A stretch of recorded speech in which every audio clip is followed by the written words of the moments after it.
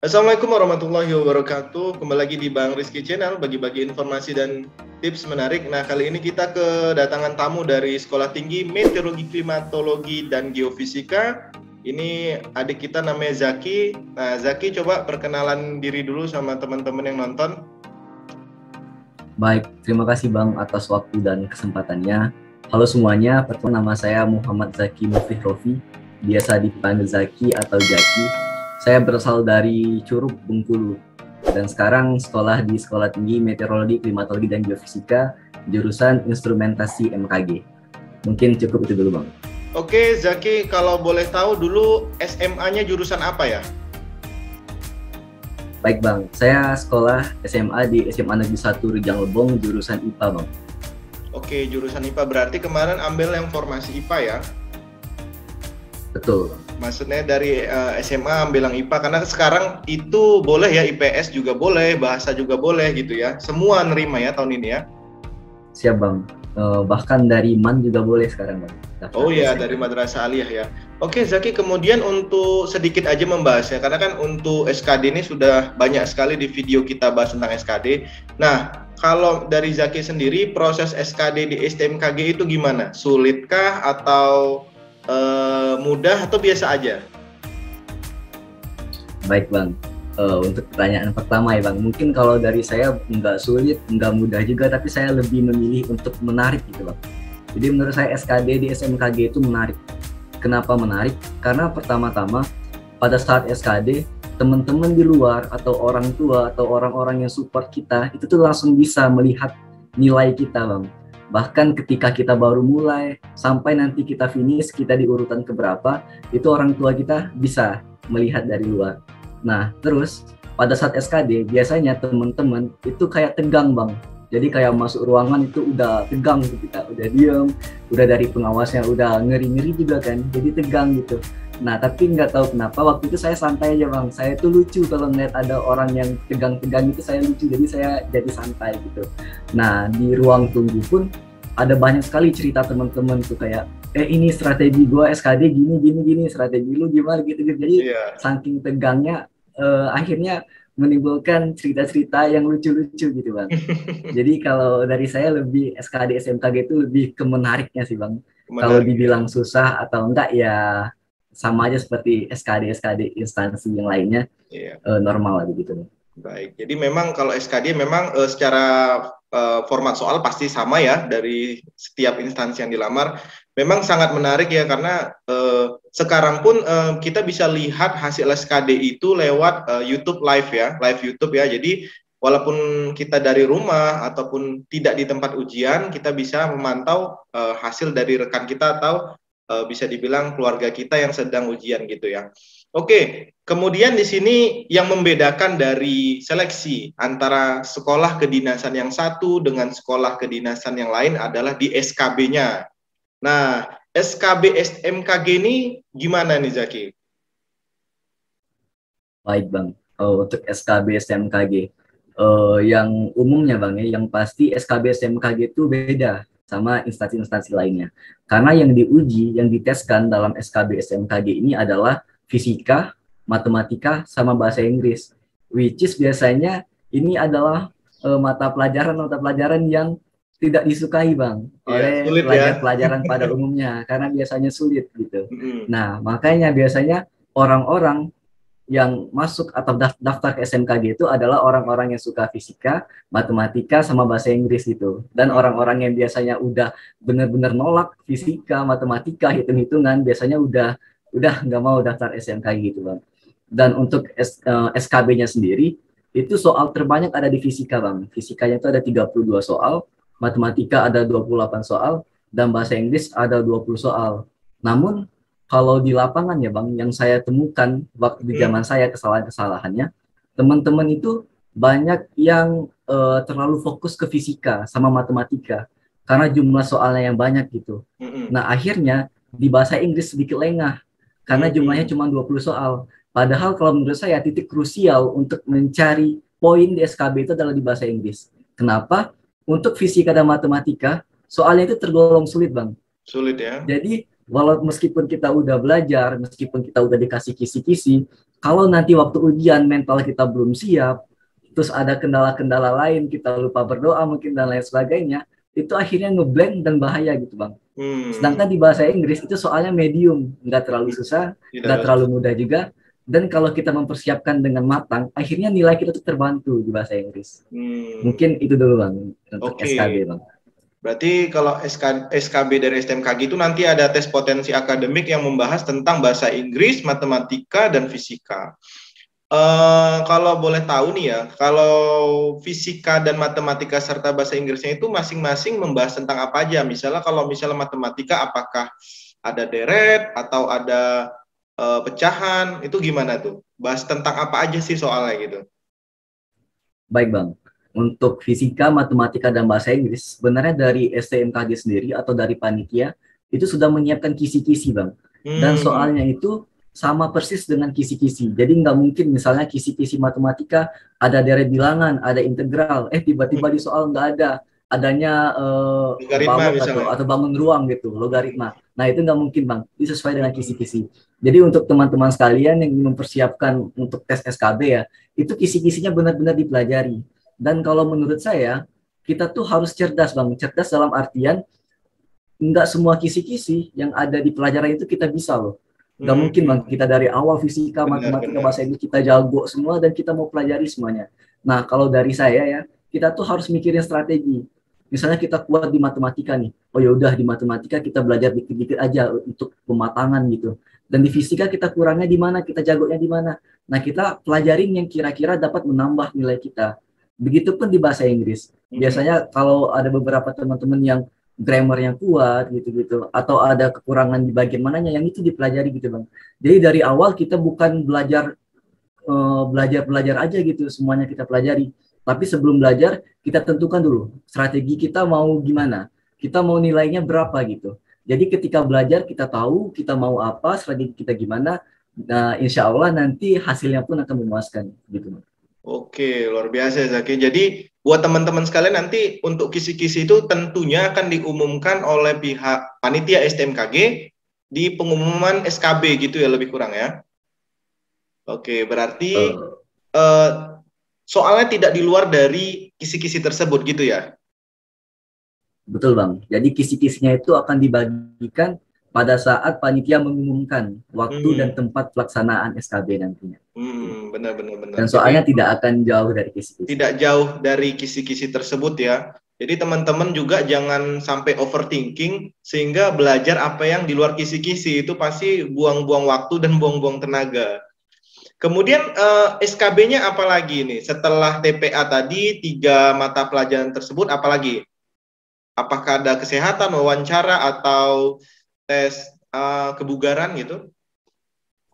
Baik Bang, sebelum masuk ke situ mungkin sedikit penyampaian lagi dari saya Bang. Kalau saya lihat itu kan sebelum saya tes saya juga ngecek YouTube ya Bang. Saya nonton YouTube bagaimana cara lolos SKB dan lain sebagainya. Nah kebanyakan di YouTube itu tuh mengatakan kalau SKB STMKG itu sesusah itu Bang. Jadi kita sebelum tes itu deg-degannya udah lebih dari SKD Bang, karena aduh ini karena STMKG fisika, matematika, jadi ini susah nih tesnya, jadi udah deg-degan. Ternyata waktu dijalanin, ternyata nggak sesusah itu kalau kita belajar. Kalau kita belajar kisi-kisi, kita belajar sungguh-sungguh, ternyata tidak sesusah itu. Jadi untuk teman-teman sekalian yang mau tes, jangan takut. Yang penting kita belajar dan berdoa aja dan sungguh-sungguh. Dan jangan lupa tetapkan strategi. Nah untuk selanjutnya, SKB SMKG itu ada tes kebugaran atau tes fisik. Nah, untuk tes kebugaran dan fisiknya pada zaman saya itu hanya lari, Bang. Lari 2,4. Nah, itu juga larinya itu saya kasih clue dikit ya, Bang. Itu kita nggak terlalu mementingkan waktu gitu, Bang. Jadi kan ada beberapa instansi gitu 2,4 harus 15 menit, harus 18 menit gitu. Kalau lebih nggak lolos katanya gitu kan, Bang. Nah, kalau di zaman saya itu nggak. Jadi 2,4 yang penting kita sampai dan tidak pingsan gitu Bang.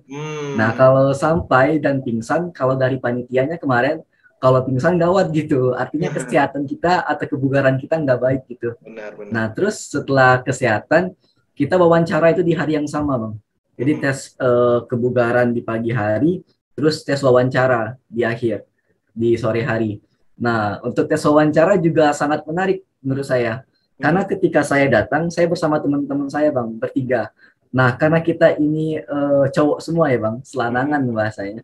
Jadi kita tuh kayak santai aja, Bang. Santai aja wawancara gitu kan. Ntar Iya. kalau ditanya juga dijawab-jawab aja. Ternyata pas sampai, teman-teman itu udah megang kertas yang tebel gitu, Bang, yang udah ada tulisan kayak gitu, SMKG berdiri pada tanggal sekian sekian sekian kok gitu, Bang. SMKG awalnya bernama AMG, awalnya di ITB Benar. gitu-gitu kan. Nah, kita bertiga akhirnya kayak kok gini ya, mereka mempersiapkan sedangkan kita santai-santai aja gitu. Iya. Dan ternyata akhirnya waktu wawancara, karena kita santai ya, Bang, nggak terlalu mikirin, itu lancar-lancar aja gitu bertiga, Bang. Sedangkan teman-teman lain yang udah mempersiapkan dan lain-lain akhirnya jawabnya tegang, jawabnya gugup, akhirnya kurang maksimal. Sedangkan kita ya udah kayak ngobrol aja ke yang mewawancarai gitu. Kalau kita tahu ya kita jawab, dan jawabnya juga jangan jangan sembarang gitu kan, Bang. Jadi kayak kita ngobrol aja, etikanya Nah, dijaga, pengetahuan kita yang kita tahu kita sampaikan kepada pewawancara gitu. Dan yang terakhir itu ada tes kesehatan, Bang. Jadi ketika tes kebugaran kita lolos, tes wawancara juga kita lolos, kita dikembalikan lagi ke daerah masing-masing. Nanti ada pengumuman siapa aja tuh yang lolos. Nah, baru kita disuruh untuk tes kesehatan. Kalau zaman saya di rumah sakit daerah masing-masing, Bang. Nah, nanti ada surat gitu dari surat rumah sakit daerah masing-masing, minimal akreditasinya B gitu, Bang. Ntar kita kirimkan ke panitia pusat. Nah, itu tes terakhir dari SMKG-nya. Habis itu langsung pengumuman gitu. luar biasa ya. Jadi sedikit cerita ini memang tesnya setiap tahun itu ada penyesuaian ya dengan kondisi yang ada. Misalnya sedang COVID, nanti tesnya seperti apa. Memang benar di STMKG itu tes kebugaran atau jasmaninya berbeda dengan sekolah kedinasan lainnya. Kalau di sekolah kedinasan lainnya itu ada push up, ada sit up, ada pull up, shuttle run, kemudian ada lari 2,4 tadi. Nah, bedanya di STMKG hanya lari dan tidak terbatas waktu, hanya kalau kalian bisa mencapai 2,4 kilometer, waktunya dibebaskan asal tidak pingsan ya gitu ya. Nah, jadi strateginya kalau dari Bang Rizky dulu ya, larinya itu jangan di awal langsung ngebut, lebih baik larinya konstan ya, konstan. Kemudian jaga tempo seperti itu ya. Jadi jangan kadang-kadang karena baru start awal stamina lagi banyak-banyaknya, langsung lari sekencang-kencangnya, nanti baru setengah jalan langsung lemas gitu, capek ya. Kemudian untuk wawancara sendiri, memang benar yang kata adik kita Zaki ini, jangan terlalu tegang dan jangan terlalu selengean juga ya gitu ya. Jadi santai gitu ya, serius santai. Kemudian jawab saja misalnya pertanyaan pewawancara itu dengan lugas, kemudian padat dan berisi. Kemudian untuk teman-teman yang wawancara nih biasanya apa ada ditanya nanti dengan pertanyaan bahasa Inggris nih Zaki? Baik, Bang. Jadi untuk pewawancara itu di akhir biasanya, Bang, ditanyakan bahasa Inggris, Bang. Tapi dari pewawancara bilangnya gini, Bang. Baik, untuk pertanyaan terakhir akan saya sampaikan dengan bahasa Inggris. Apabila adik bisa menjawab dengan bahasa Inggris juga bagus. Tapi kalau nggak bisa, nggak apa-apa disampaikan dengan bahasa Indonesia. Kalaupun nggak ngerti apa arti dari pertanyaan saya, bilangnya gitu, Bang. Nah, nanti saya transferkan ke Indonesia gitu, Bang. Jadi mungkin ya bisa jadi pertanyaan bahasa Inggris tuh kayak nilai plus dari akhir dari wawancara kita gitu, Bang. Dan juga kebanyakan dari teman-teman itu mikirnya pas wawancara itu kan dari awal kita udah nentukan jurusan tuh, Bang. Meteorologi, klimatologi, geofisika atau instrumentasi MKG. Nah, kalau cerita dari teman-teman, kebanyakan pertanyaan-pertanyaan dari wawancara tersebut sesuai dengan jurusan yang kita pilih, Bang. Misalnya saya memilih meteorologi misalnya, pertanyaannya itu bakal seputaran cuaca gitu, Bang. Kalau saya milih klimatologi seputaran iklim dan lain sebagainya gitu, Bang. Ya, untuk teman-teman yang sedang nonton video ini juga jangan takut misalnya ditanya tentang meteorologi itu tidak mendalam. Kalau Bang Rizky dulu ditanya, kamu tahu meteorologi? Tahu Pak. Tentang apa itu? Ya saya jawab aja, hujan-hujan Pak, yang bahas tentang atmosfer hujan gitu. Oh iya kata. Kemudian dia tanya, apalagi yang kamu tahu tentang meteorologi? Ya kita jawab aja secara umum kan. Oh meteorologi perlu untuk penerbangan, untuk pelayaran dan lain sebagainya gitu ya. Kemudian dulu Bang Rizky juga ditanya bahasa Inggris hanya suruh memperkenalkan diri, kemudian menyampaikan apa kelebihan dan kekurangan kita secara individu gitu. Kamu secara individu punya kelebihan apa sih gitu, kekurangannya apa gitu. Dan memang benar kata Zaki, tidak dipaksakan, tetapi menurut kita itu menjadi nilai plus ya kalau bisa dijawab dengan bahasa Inggris juga. Kemudian untuk bajunya memang sudah ditentukan ya pada saat wawancara harus pakaian seperti apa gitu Zaki.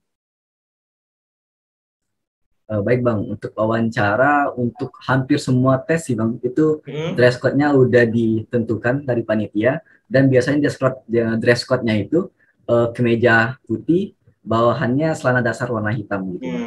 Dan rambut juga nggak boleh tuh Bang, rambutnya gondrong gitu, rambutnya harus rapi gitu. Karena kan kebanyakan yang tes STMKG kan bukan yang baru lulus langsung tes, nggak juga kan Bang. Ada beberapa orang yang lulusnya udah udah 2 tahun gitu dan baru tes SMKG. Nah itu rambut juga diperhatikan, karena waktu zaman saya ada satu orang yang tes yang rambutnya itu benar-benar gondrong Bang, sampai sini gitu. Nah jadi waktu wawancara, selesai wawancara dia cerita tuh sama kita. Jadi pas masuk tuh wawancaranya bilang gini Bang, kamu gimana sih, saya mau wawancara kalau rambut kamu gitu, coba deh kalau kamu yang jadi saya, kira-kira mau nggak kamu wawancara orang kayak kamu, gitu katanya Bang. Jadi akhirnya kan udah nggak enak kan suasananya gitu. Jadi untuk rambut tolong diperhatikan gitu Bang. Benar. Kemudian pakaian juga sangat amat penting untuk diperhatikan, karena pengalaman Bang Rizky dulu ada yang disuruh pulang wawancara, suruh ganti celana. Dia pakai, laki-laki ini pakai celana hitam memang, tetapi celana jeans ketat. Nah, itu disuruh pulang, suruh ganti dulu. Jadi untuk teman-teman memang nanti kalau untuk pakaian biasa juga diumumin ya di pengumuman tersebut. Kemudian untuk rumah sakit sendiri, tes kesehatan, itu biayanya bagaimana Zaki? Apa ditanggung STMKG atau tetap kita yang nanggung untuk biaya pemeriksaannya? Baik Bang, untuk di rumah sakit itu nggak ditanggung oleh panitia ataupun SMKG ya Bang. Jadi untuk rumah sakit itu pure biaya sendiri. Nah tapi biayanya itu sendiri biasanya nggak terlalu besar juga Bang, tapi nggak kecil gitu. Nah biasanya disesuaikan dengan daerah masing-masing. Nah kebetulan kemarin rumah sakit saya di daerah Bengkulu ya Bang, di Provinsi Bengkulu. Nah kalau menurut saya itu biayanya nggak terlalu mahal gitu Bang, nggak terlalu murah juga, tapi ya masih bisa dijangkau gitu. Tapi kalau dibayar sama SMKG atau panitia itu enggak Bang, itu biaya sendiri. Biaya sendiri ya. Kalau saya dulu biaya sendiri juga di rumah sakit umum daerah, dan itu pada saat zaman saya dulu menghabiskan sekitar Rp700.000 ya. Tapi itu kembali ya, beda daerah beda ya, karena itu kan PNBP-nya rumah sakit tersebut ya. Jadi setiap daerah tentunya beda ya. Kemudian banyak pertanyaan sekali nih Zaki, masalah tes kesehatan. Terutama ada yang saya ini ya, dari komentar teman-teman yang komen di YouTube tuh ada 3 yang paling sering ditanyain. Yang pertama, boleh nggak sih sebenarnya gigi kita itu nggak rapi atau gigi kita bolong? Itu yang pertama. Yang kedua, boleh nggak sih kulit kita itu ada bekas luka atau tanda lahir? Kemudian yang ketiga adalah, boleh nggak sih pada saat tes nanti mata kita masih minus?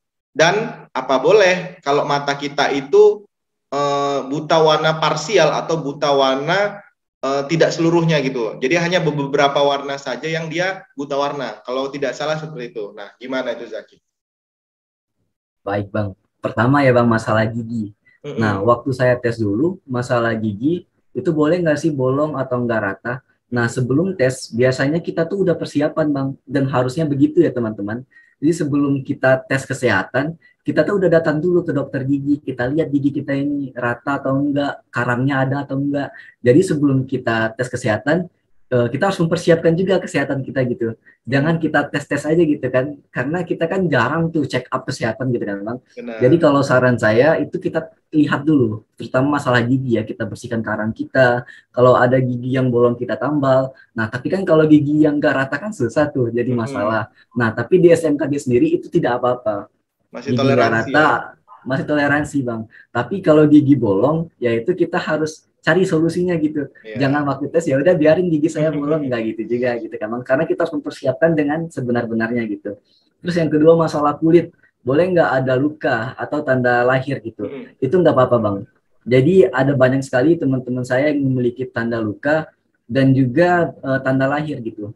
Dan juga ada beberapa teman-teman yang tanda lahirnya itu bukan di tangan, bukan di kaki, tapi di muka gitu, di bagian kepala gitu. Iya. Nah sebenarnya itu kan benar-benar kelihatan kan Bang. Hmm, Tapi untuk SMKG itu mentoleran itu dan tidak apa-apa. tidak apa. Jadi bagi teman-teman yang memiliki tanda bekas luka yang gede, mungkin atau tanda lahir yang gede, yang tempatnya langsung kelihatan sama mata itu nggak apa-apa, dilanjutin aja. Hmm, Terus yang terakhir tadi mata. mata. Gimana? Yang pertama kalau minus. Nah, teman-teman di sini kalau minusnya itu dari 1 sampai 4 itu nggak apa-apa.